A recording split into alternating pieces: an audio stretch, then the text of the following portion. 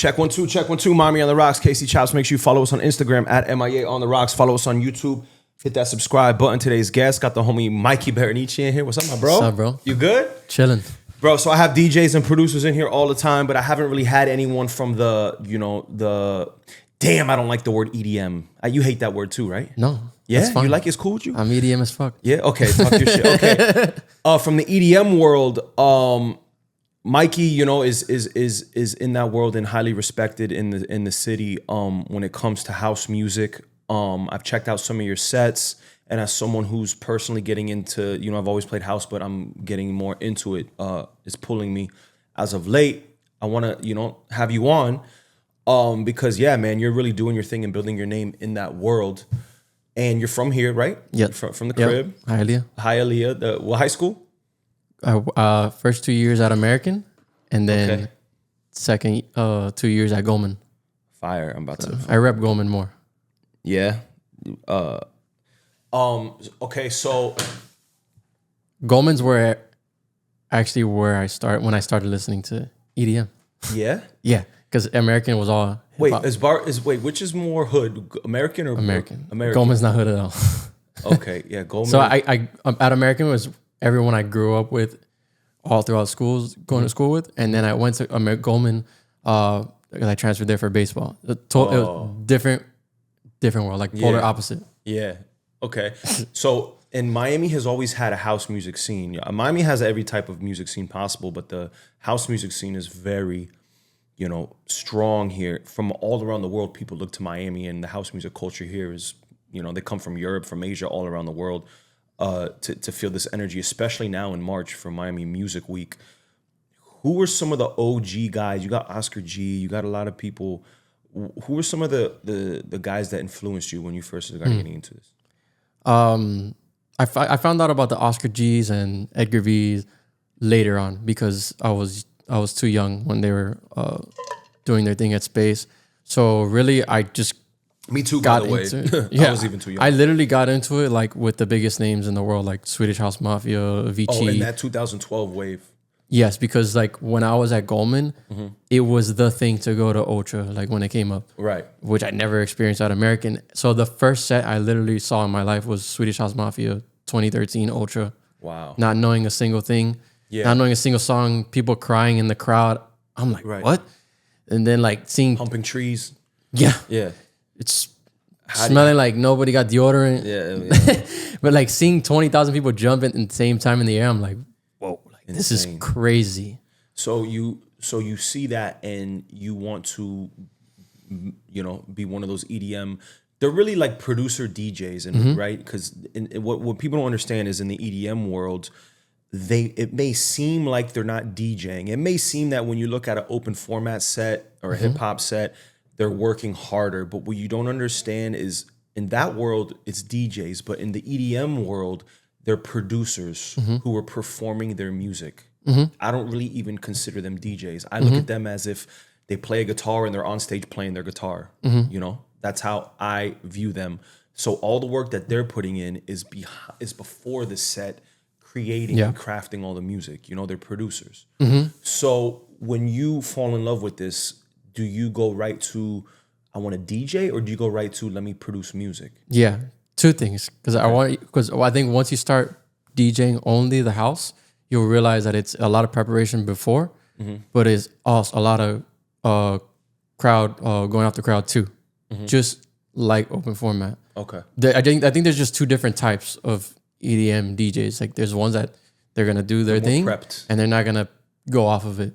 I think the bigger you get, the more you could do that. They're all going for you. You could just play all your own music.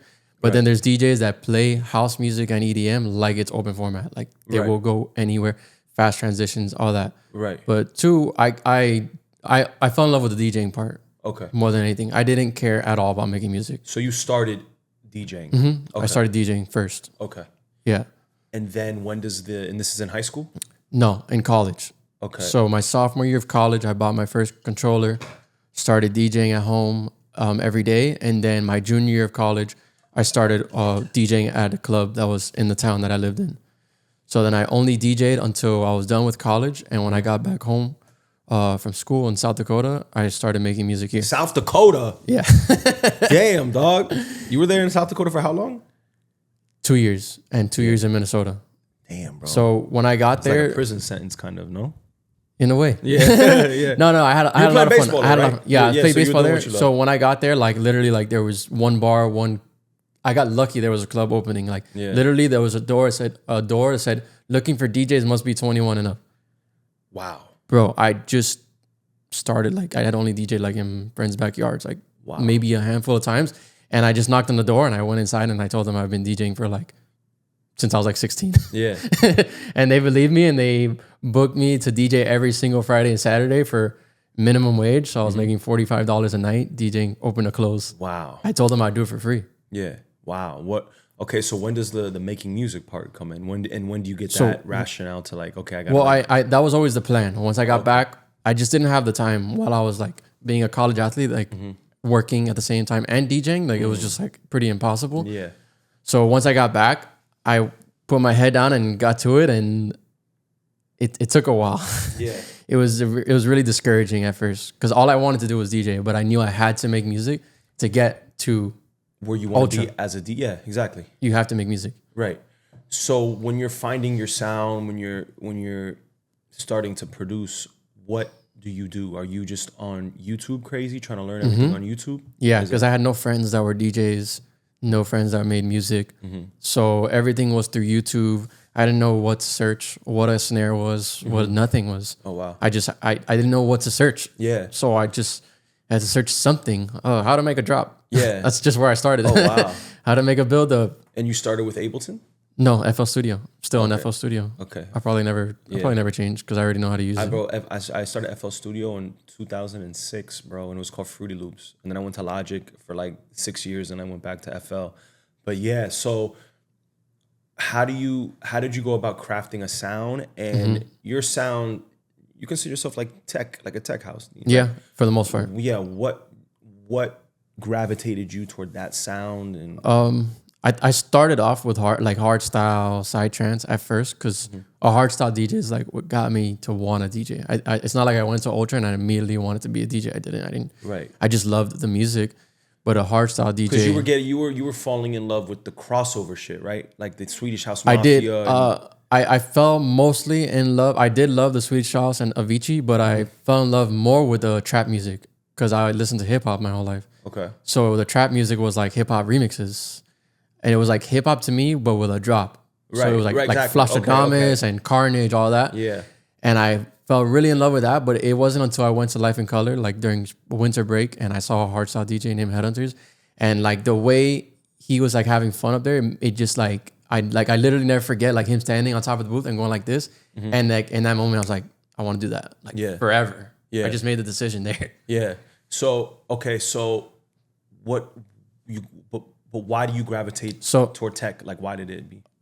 Yeah, so then I went through that, the progressive house, which I still love. I still love all of that. And then I started liking house during like right before COVID. Okay. I started seeing it more like at EDC Orlando. And then during COVID, it was like, I feel like everybody was like playing house music. Like that was more of the vibe during COVID. Like it would be weird to like bang it out on a live stream. Like I'm watching on my phone. Yeah. So then there I got really into tech house and I was like, bro, I listen to every song on tech house Spotify playlist. Like I was like, bro, I love every song. And then I just felt like it matched more of like my personality. My personality is like more like calm in the inside. And it was just like the bass line, the grooves. And I actually like started DJing at home with tech house first. Okay. Because I guess that would be the easiest to like learn to do, right? Like tech house would be the easiest to learn to mix, you know? Yes. Yeah. So like one of the first DJs that I had met in person was Jose Estrada. Okay. And he gave me like a bunch of music one day and it was like try to mix the two same songs together. Because it was way easier I didn't understand like there was extended mixes and things like that. So it was like, how do I mix like two hip hop songs? Like there's nothing to mix if there's no like extended mixes. Right.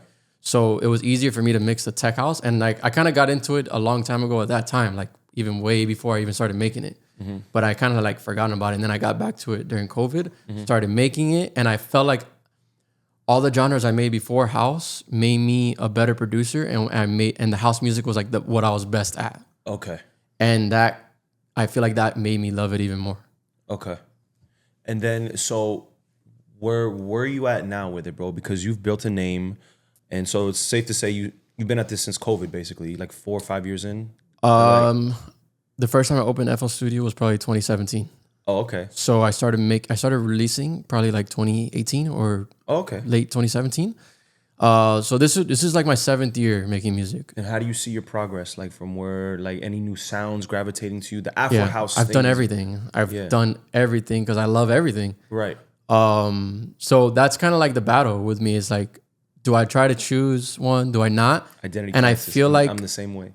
But to me, what's true to me always has been doing whatever I wanted. Right. Because I see it like when I go see a DJ set, like if I go see DJ Snake, like I want to see him play everything, play the hard stuff, play the house. To me, that's entertaining. I don't need to see like a whole set of just tech house. Right. That almost never interests me. Like I want to see it all. Right. Jersey club, everything. Right. So that's what I want to do. Like if there's a market, you mean everything in the EDM realm? Yes. Yeah. I mean, look, I would do an open format set. Yeah. If it paid good. Yeah. Shit. And if I could play like the stuff that I like. Right. But I don't. I mean, see, like we talked about earlier. That's the difference. I don't want to shout out bottles. Like. Yeah, but that's the difference. In the EDM world, you can play shit you like. Mm-hmm. In the open format, you're at the mercy of what the crowd wants. Mm-hmm. So I always say that DJing is a balance between entertainment and education. Mm-hmm. So you got to be, for the most part, entertaining and play familiar shit, people that people know and they can sing. And then you want to sprinkle in the education part of it and introduce new music. Most of the time, they're not going to be down for that. They're going to be like, what the fuck is this? I'm not in the mood to be educated right now. Mm-hmm. So in the open format world, it's mostly just entertaining, and you could get lucky here and there if you want to try to educate them. But in the house music world, I feel like their ear is a little more sophisticated and they're open to hearing new sounds. They want to. Yeah, exactly. You know, so that's the difference between why I'm kind of transitioning over, because it lends to your creativity more, in my opinion, in the house world, to get creative with your sets, you know? Yeah. Because everyone wants to hear the original, for the most part, in the open format world. They want to hear the originals, you know? Yeah, and I would say it depends on the party too. Right. Like there's a big difference between like playing EDC and playing at a bottle service club. Exactly. Because at a bottle service club, you do still need to play a lot of familiar sounds. There's a lot of people experiencing house music for the first time. Mm-hmm. And there's a lot of people that are in there just because it's their birthday and they bought a table at DAER Nightclub. Exactly. So, but I enjoy that. I enjoy the bottle service clubs. I enjoy both. Mm-hmm. So it doesn't but if you're at EDC and playing at EDC, it's almost like the goal is to like, I'm going to show this guy right in front of me in the crowd like some crazy shit they'd never heard before. Yeah, you're performing. I'm not thinking about that at DAER. Music. It's like a concert. Yeah. You're performing. You're like a... At DAER, it's almost like, let me play this Queen vocal and drop some like fire shit in it. Like you hook them in and throw some shit at them that like, oh damn, that was dirty. Right. So is that how you kind of conceptualize your sets? For example, you did DAER, which is one of the biggest clubs in South Florida, and DAER started EDM night, and you kind of been one of their go-to guys in rotation for that. What is that how you approach it? Like how much of original music do you play, and how much of like, you know, familiar vocals you try to play on top? So I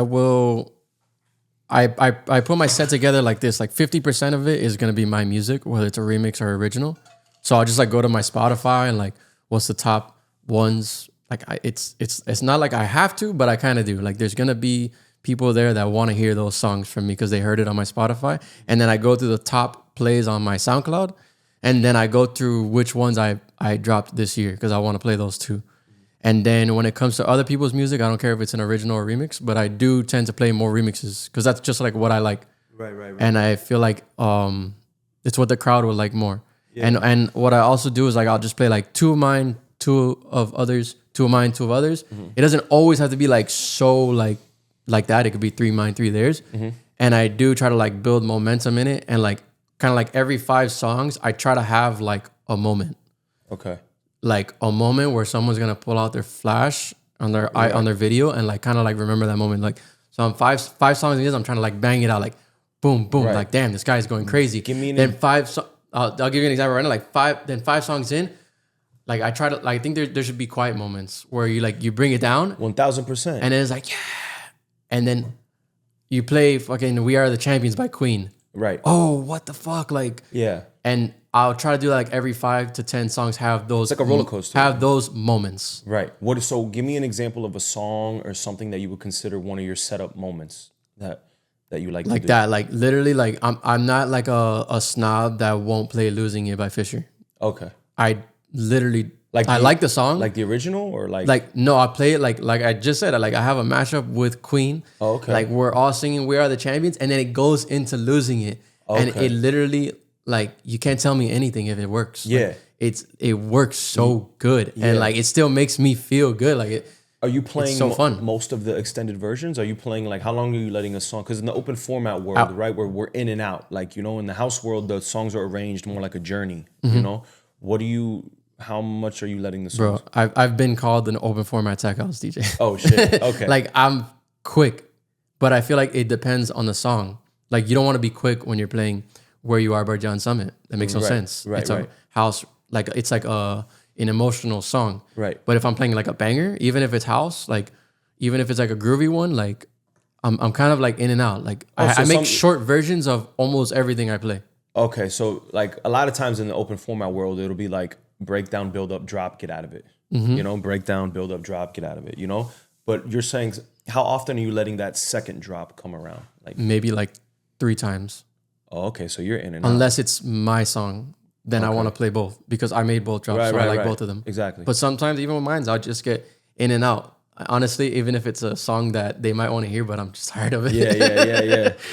But because like at the end of the day, like I'm giving off the energy too. So like if I'm not liking it, like I can't expect anyone else. Like yeah, man. I've been like watching a lot of sets on YouTube, like Hugo, whatever, however you want to pronounce it.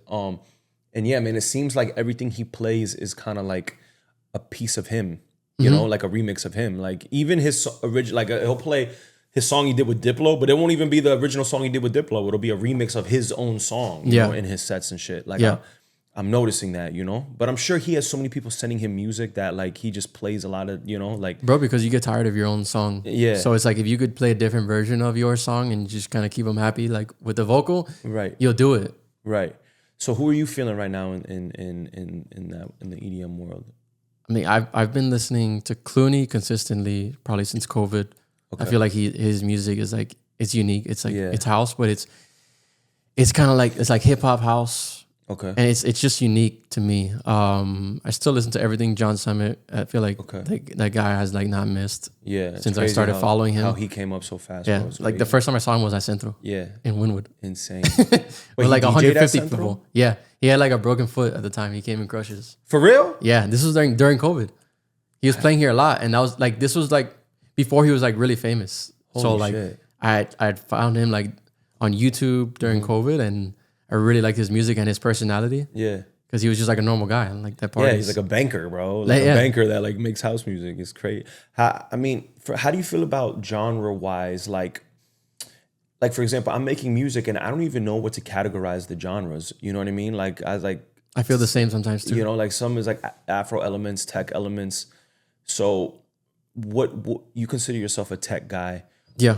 How do you feel about Afro house and all that wave is huge right now? Like I just I like it, but not that much of it. Right. But the ones that I do like, I like just as much. And I feel like there's subgenres within Afro house, which is confusing too, right? There's a certain type of Afro house. Like there's different. I do think. I didn't even know that. I do think that there's a lot of like Afro house remixes that should just like have not been made. Yeah. Because it just doesn't match. Right. But I only say that because I think it's a hard. I think it's actually like kind of like a hard genre to do. Right. Because you can't. You can get a popular vocal and throw a tech house beat over it and it could be fire, but you can't really do the same with Afro house. Yeah. It might not work. Yeah. It probably most likely won't. Yeah. The thing is, it's slower. Mm-hmm. So like, as an open format DJ, like I'll watch some of like the Afro house guys do a set and it confuses me because I'm like, there's no energy. Like you're not getting right. Any That's energy why I don't really from like the those crowd. sets. Yeah, But if it's like DJ, anytime you DJ, it's like a roller coaster up and down. You know, DJs that are just like energy though, I'm like, you're rabbit fucking the dance floor, bro. Like switch it up. You know what I'm saying? So like, I tell people like, you know, Afro house is good for like the breakdown, like when you want to bring them down a little bit, but then you got to like switch it up, which I guess a lot of the stuff I've been doing is like half tech house, half Afro house, you know, like in that vein. You know who kind of does that? Or Purple. Like he's literally, I listened to his set on YouTube like so many times, and that's like literally the only Afro house set I've ever liked. Yeah, because he kind of like, I feel like he does it in a way of how I do house. Like he puts like a Drake song that he likes, that's a remix, but it's actually like a good one. Like I mean, at the end of the day, like you gotta have good taste. To be a DJ. Like if you have good taste, like I think you could choose anything and it's gonna be good. But I don't think you should worry about like what is it, because like genre wise, right? When Skrillex made music, everyone was like, "What is that?" Yeah, it's like art. You can't try to box it. Is it dubstep? I've never heard a song like that before. Yeah, exactly. So where are you at now in your career for 2025? You're gonna continue to put out music. Just what's on the agenda? So last year I tried to focus like for a whole year on just like one or two, like just house and techno. And I just feel like it didn't really do anything for me at all. So I just got back to making everything I like. And it's still mostly house and techno. But if I want to make a Jersey Club record, I do it. Okay. And if I want to make a 150 BPM hard techno track, I do it because like that's in me. Like it's fun. Like it'd be fun to play. I can't play that everywhere, but I was gonna say when the opportunity comes, I would love it. Yeah. So like I've just been like, I took a different approach this year, and I've just been trying to like make like 30 drops like in a row, like just meaning like I just make like the drop only and I move on to the next song.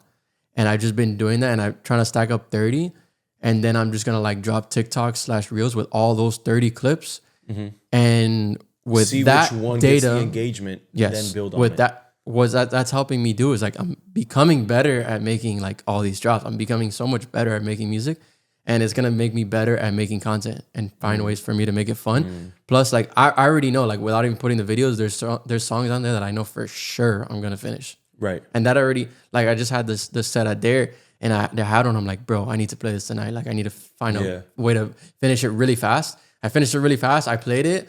And then I posted it like in my like recap, and like a bunch of people were asking me for it, and I'm like, fire. Like that makes me feel good. Like that it's already like people are already like liking the songs, and like those 30 are the best songs I've ever made. Right. Like the last 30. So you're saying you're just making like a build up and then a drop. They're literally all like 40 seconds. Okay. Like literally just a build up, like 5 seconds of a build up and then a drop. Wow. And then I move on to the next, and I get like all my ideas out like that. Yeah, and yeah, that's good because then you don't have to release it, and you could get a gauge if people like it or not. Yeah. You know? And now I have like ideas that I could send to other producers that I like. So like, yo, you want to work on this while I do all these other things? Do you like to work? Do you prefer collabing? How do you? I don't that much. I don't do it that much. That's why like I wanted to take advantage of these clips that I have, because I usually just finish a whole song before I go to the next. So it's like, what am I going to do? Like send someone a full song? Like it doesn't really make sense. Yeah. And I've gotten like so used to just like finishing everything on my own. But every time I collab with someone, I never regret it. I always say to myself like I should do this more, and I never do. Yeah. So you've posted videos of other DJs supporting your stuff. How do you get your music out to them? How have people discovered you? Like as far as DJs go, like how do you like these big DJs that play your shit? How do you think they find literally your music? Just through email? Like I'll go through everything to find their email, or just straight up ask them for their email. Like DM them. Yeah. Anybody, even if we've never talked, and if they don't answer, it doesn't really whatever. I don't care. Yeah. And I'll look on their SoundCloud in their description. I mean, on their bio, the Instagram. Click like the little email. If it's not like a manager email, like I'll send it there. And sometimes they're like, oh, can you send it to this email instead? And then they'll send me like their actual promo email. Fire. And if I don't see any email, like I will DM them, ask them for their email. And if there's no email, but you can find out like their management, just ask their manager for their email. And then I'll do that. And a lot of people use TrackStack now, which I think makes it a lot easier because you actually know when they listen to your songs.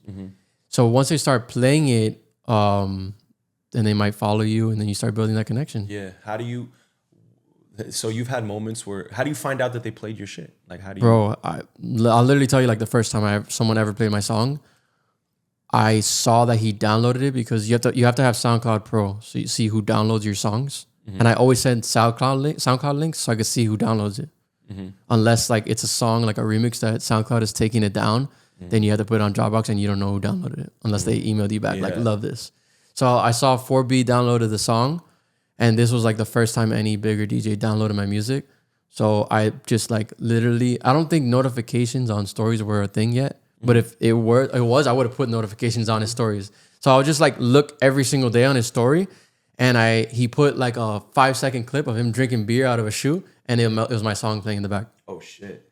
And I was like, holy fuck. So that's how I found out. Yeah. Where was he DJing at? This was like in Asia or some shit. Oh, for sure. And then I saw that. And then next time he came to Miami, I pulled up, introduced myself in person, and the rest is history. And now you have a relationship with him. Literally, he's my friend.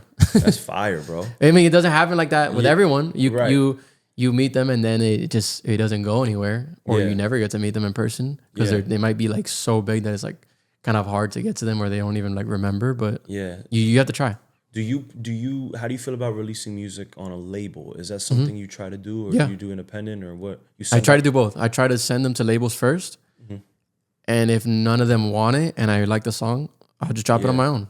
What? So you just like have a list of a bunch of labels that you just send emails? Yeah, a Google sheet of every label that I want to send music to and their email. And let's say if it's just a regular demo email, then it's a demo email. But if it's an A&R, then I have like the A&R's name, so I could write their name in the email, and then have their email too. And I send it to all of them, because sometimes some labels like they'll have a regular demo email, and then once you like form a relationship with the person, even if they've never released your music, they'll send you like, for example, John at Def Jam.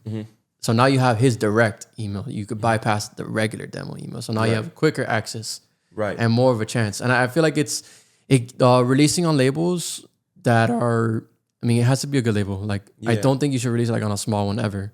Yeah. I did it in the beginning, but it doesn't really, there's nothing happening. You're just giving a percentage for no reason. Yeah. You might not even ever see the money. Yeah. Realistically. I'm not expecting to see the money from those songs. Yeah. But it's not like there's not that much money in it, but it just gives you credibility. Like if you release a record on John Summit's label, like John Summit likes your music, he's gonna play it. If you release a song on Clooney's label, that gives you that credibility. It's as good as them or better than them playing your song. What's the biggest label you've had a release on? I would say STMPD Records, Martin Garrix label. Fire. And Insomniac, which is EDC's label. And they just answered your email. So, no, it wasn't that easy. That wasn't that easy. It's a whole story. I've talked about it before. It was a podcast, bro. It's the time to do the story. I'll say the quick version. Okay. So, because you've never heard it, but it was a song called Bussin', and it had like, it started making noise like A-Craze, Diplo playing it. Diplo started playing it like last. A bunch of people were playing it, and I was gonna release it. So I had already sent it to labels. Nobody responded. Nobody wanted it. And I'm like, all right, I'm gonna drop it on my own. I had a like little release party set up and everything. I'm like, let me just send it out to DJs so like they could start playing it. And I'm at the gym, and Diplo was like, can I hop on this? And I'm like, Diplo? He DM'd you? No, on email, because I have his email. Because he was already playing my music. So I had his email already from before. So that was the extent to our relationship. Like, he played my music and that's it. And I was like, what the fuck? Like, of course, he's like, I was going to drop it, but I'll cancel it. I mean, I was going to drop it on my own. Yeah. It's not like it was with a label. So then... What do you mean hop on it? Like, just him put it out under his label? Or he wanted to... No, he wanted to be a collab. Oh, shit. So he was starting to work on it already. And we had like, he's like, let's do summer. And then like, kept getting pushed back, and I didn't want to bother him about it. I was like, bro, like he's like one of my idols. I'm like, bro, like you got a lot on your plate. Like, I understand. Like, it's all good. I'm gonna just like drop it on my own. Yeah. And he's like, it's like all good. And I've met him after and everything, like in person for the first time. Like, fire. It's nothing. Like I told him, like, bro, you're Diplo. Like, literally, like you don't have to worry about this at all. Not that he was, but so then I'm like, when that happened, I was like, okay, let me try to send it to labels again. Yeah. Send it out to labels, but this time I was watching Martin Garrix's YouTube show, and I think he put a video where his label manager was in it, and it said like label manager Steven, whatever. So I'm like, oh shit, like that's the label manager. I'd always send it like through their website. Never got a response like to any song ever, like for years. So I looked up Steven's email, found it, sent him, oh, this record bussin'. It's been supported by Diplo, 8 Craze, all these people. 4B, love to release it with Stamp Records. He responds like, let's do it. I was like, yo, like this went from like being a self-release that nobody wants to Diplo collab to now like one of my favorite DJs record label that I've been following forever. Yeah. So it was a tech house record that made no sense to be on Martin Garrix label. Like he's progressive house, like big room. Right. Like to the point where like if you look up the YouTube comments on like the on their website, I mean on their YouTube, like, what the fuck is there's it? Like kind of like fans like talking shit. Yeah. Damn. Yeah. But no, but they actually have like the best fans like ever. Like, the people that at their shows. It's like that turned into like a relationship where like they booked me at the Brooklyn Mirage. They booked me at Story Nightclub, like my dream nightclub ever to play, like More Than Live. Hell yeah. Before it closed, I opened direct support for Martin Garrix. Like I met him that night. Wow. Like bro, I'm like they took me to Amsterdam. Like fire, bro. They booked me every Miami Music Week that they come. Like it everything happened for a reason. How long did it take to drop the song to drop once they said they wanted to sign it? Not that long, maybe like a couple months. Oh, so it does take like a couple months. Like yeah. Some labels more than others, but I don't think it took that long at all. But bro, I was willing to wait a year if they needed to. I don't care. There, let it be in that slow process and keep working. Bro, that song was already 2 years old. Oh yeah. Oh shit. I had made it during COVID, and I think it maybe came out like in 2022. Wow. I had made it maybe like in 4 hours. Wow. How often are you wanting to release music? Do you have like a goal of frequency? I would like to do monthly. Yeah. I took like 3 months off this year. Like I've never done that. Yeah. But like I said, like I just really wanted to like bust out those like 30 clips and just like, try a different approach. And I'm glad I did it. Like I got a lot better from it.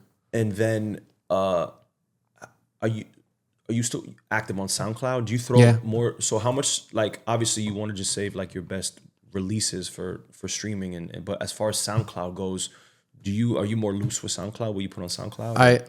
I wouldn't say I choose one better than the other. I just SoundCloud I could release remixes, and Spotify you can't.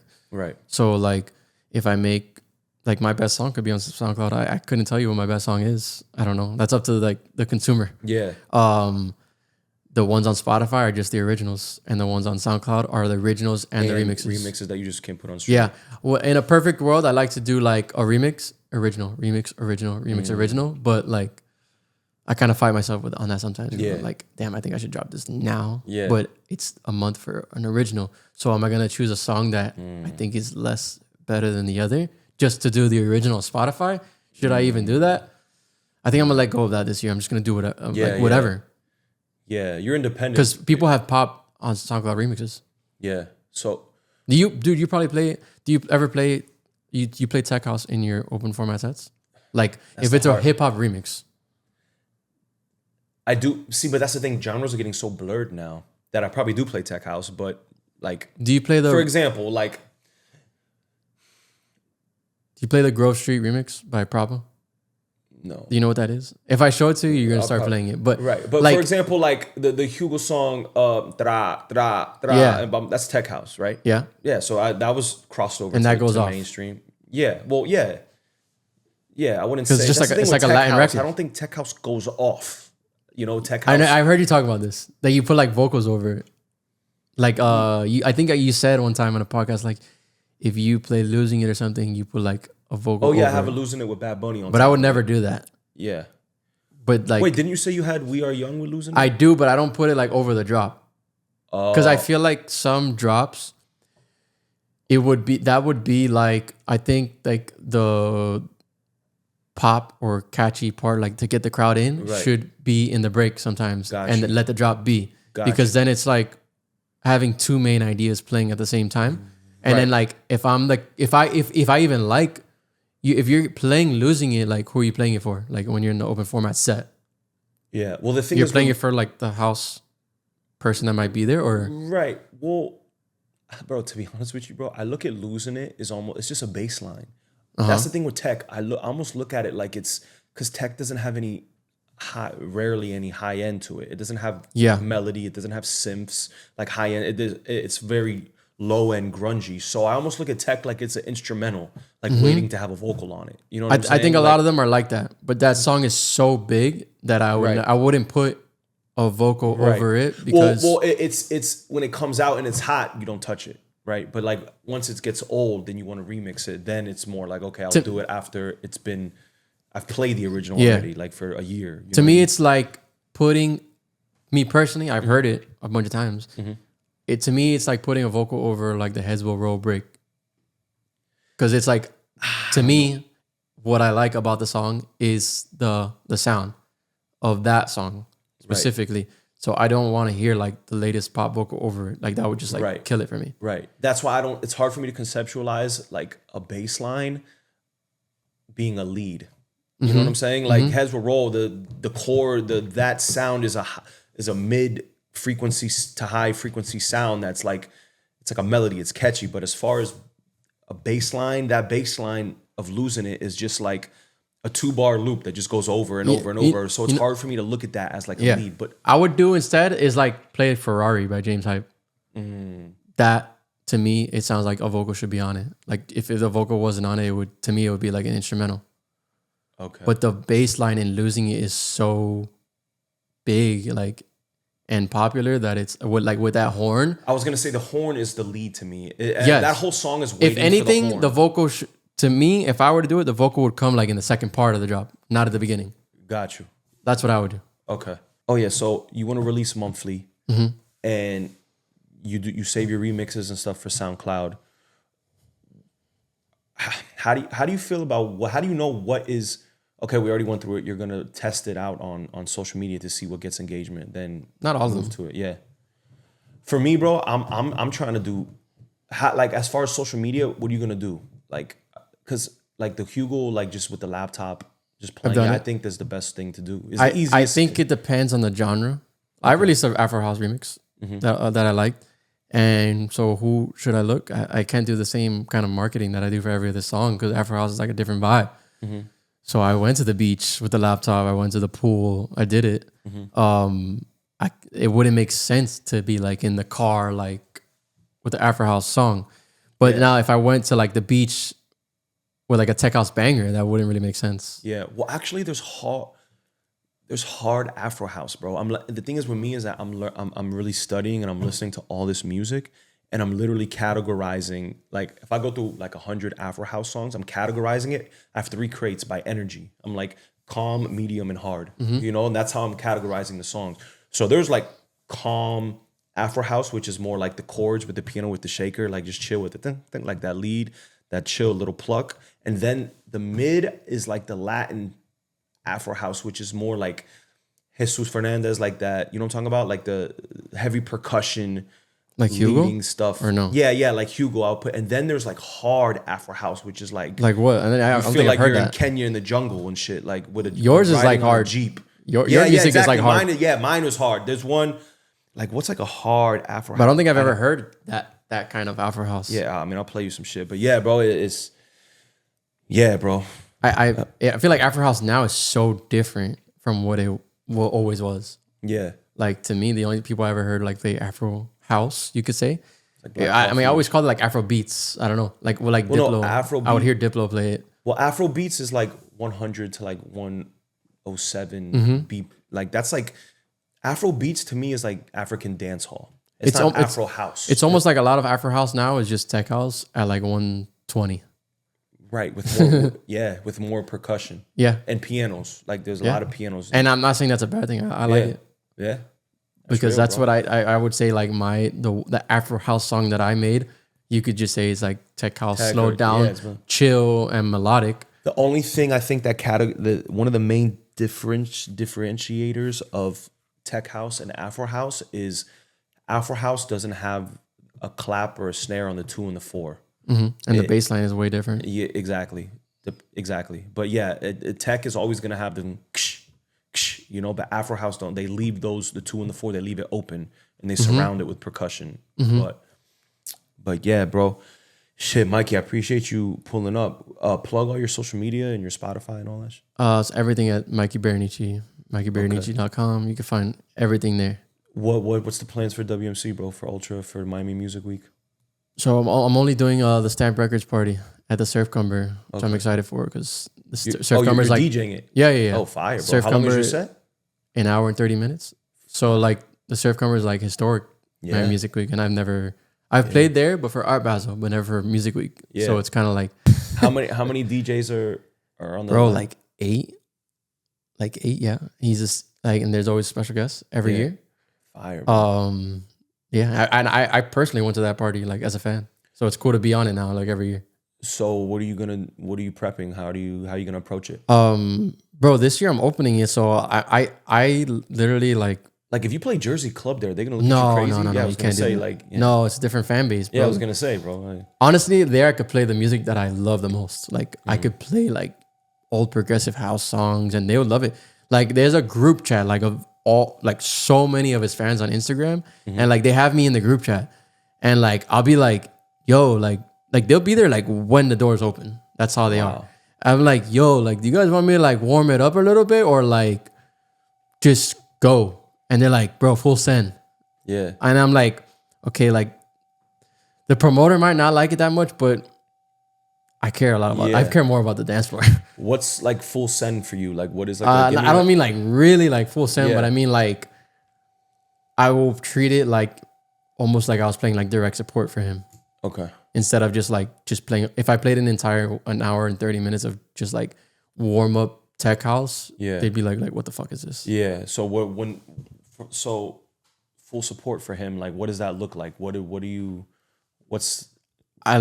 be like if I was playing at DAER. No, I wouldn't play losing it. It would be like if I was playing at DAER, like just high energy tech house, maybe like bass house, a little bit of progressive house. It would be just like exactly what I would want to play. Yeah. He's gonna go more big room, progressive. Yeah. Yeah. So I obviously wouldn't play like an entire set like that, and it also wouldn't be me. I gotta play my music. Yeah. Like, and I'm not Martin Garrix. I'm me. It feels like that genre is like kind of like. Oh, bro! I don't know how many people are doing it these days. Yeah, I was gonna say. So it's almost like, but his fans love it. Like they're still and worldwide, and it's like, bro. When I went to Amsterdam, it really opened my eyes. I was like, it's like Avicii. Even New York, I opened my eyes. I was like, oh, like people still like this. Yeah, and it kind of changed my sets everywhere. Oh wow! And because I even tried it when I came back from New York. So yes, it's not like our first instinct would to think it's like dated, like like 2012. 100%. Avicii. And after playing in New York and Amsterdam, I'm like, oh, like I tried it here and I'm like, it fucking worked. Like I was like, oh yeah, bet. Yeah, I love that. Yeah, fire, bro. And I'm not gonna make a new song, but maybe I will. I don't know. Yeah, whatever. Yeah, whatever catches your ear. Mikey, I appreciate you pulling up, bro. You plugged all your social media. We're out and about Miami Music Week. You're gonna be at the Surf Cumber. Yes, sir. Any other events you want to plug? Anything else you want to let people know about? You have any other upcoming sets? No, for now. That's where the focus is. All right, go check out his Spotify, his SoundCloud. There it is, Miami on the Rocks.